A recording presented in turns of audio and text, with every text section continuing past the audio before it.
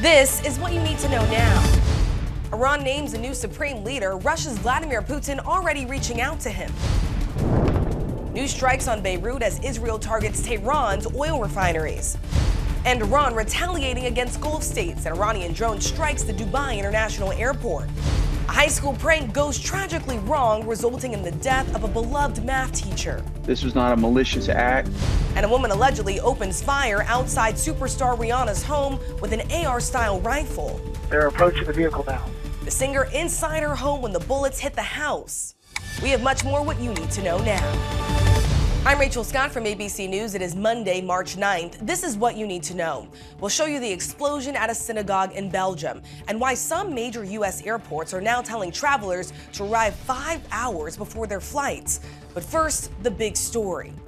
The war in Iran now in its second week, the Pentagon announcing that a U.S. service member wounded in an Iranian strike on a base in Saudi Arabia on March 1st has passed away from his injuries. The DoD has identified him as 26-year-old Benjamin Pennington from Glendale, Kentucky. The death toll rising in Iran. Regime officials say well over 1,000 people have been killed so far, including 190 children. Overnight, Iranian state media announcing a new supreme leader has been chosen. James has more from northern Iraq. Hi, Rachel. Well, Vladimir Putin has congratulated Mujtaba Khomeini on becoming the next supreme leader. He's the 56-year-old second son of the last Ayatollah, who was, of course, killed on the first day of this war. And we know Russia has been helping Iran prosecute this war. Meantime, fronts are expanding in just about every direction. The war in Lebanon is ramping up. The Israelis are now moving something like 500,000 people from their homes in the south as they try to take on Hezbollah. More than 400 people have been killed in that country. Multiple Gulf states are still in the firing line, from the UAE to Kuwait, Bahrain and Saudi Arabia. Now the US State Department is having to evacuate all non-essential personnel. Meantime, and the global economic consequences of this war are really now starting to be felt. Oil is now well over $100 a barrel. That could start to really impact the cost of living in the United States, and really big questions now about how much longer the United States can continue to prosecute this war, and questions about what success really looks like for Donald Trump. The exiled son of Iran's last Shah announcing on X that 5 players from Iran's national women's soccer team have successfully sought refuge in Australia by leaving the team's training camp. Concern had been growing for the team, who were due to travel back to Iran from Australia, where they had been playing in the Women's Asia Cup. Women were branded traitors by Iranian state TV after some players refused to sing along with the national anthem ahead of their game last Monday. An explosion at a synagogue in Belgium. The anti-terror unit is on the scene there in Liège.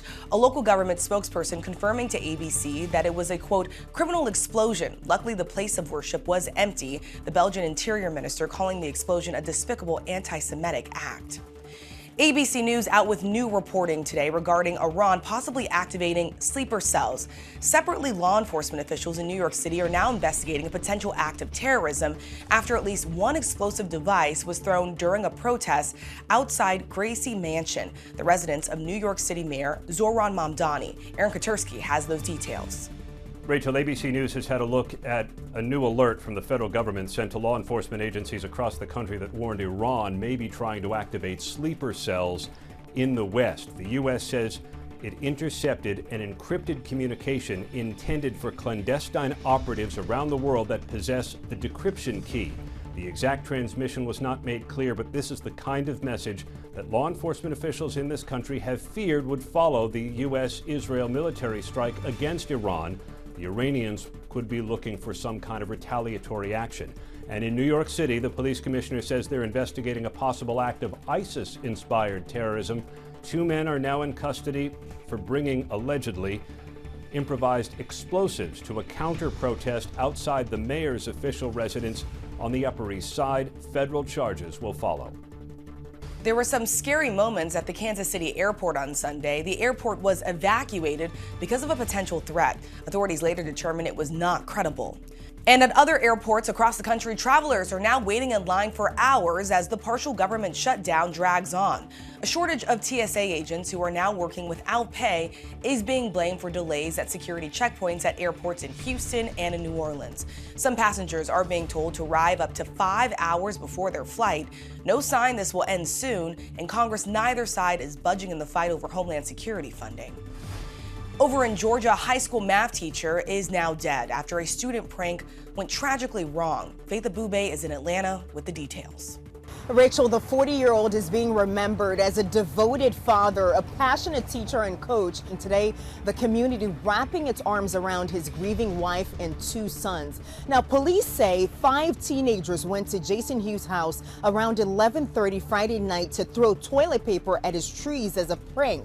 According to the Hall County Sheriff's Office, when Hughes came outside, the students, all 18 years old, tried to flee in 2 vehicles. Authorities say he tripped and fell into the roadway, and one of the drivers, Jaden Wallace, ran him over.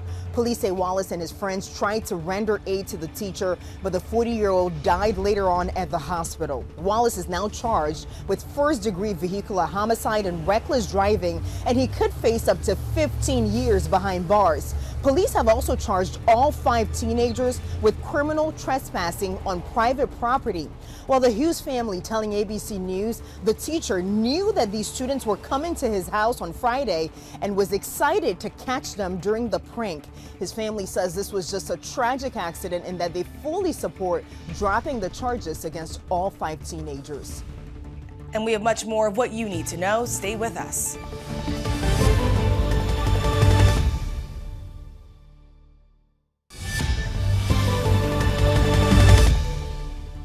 Here's your daily briefing. Other big stories we are following on ABC News.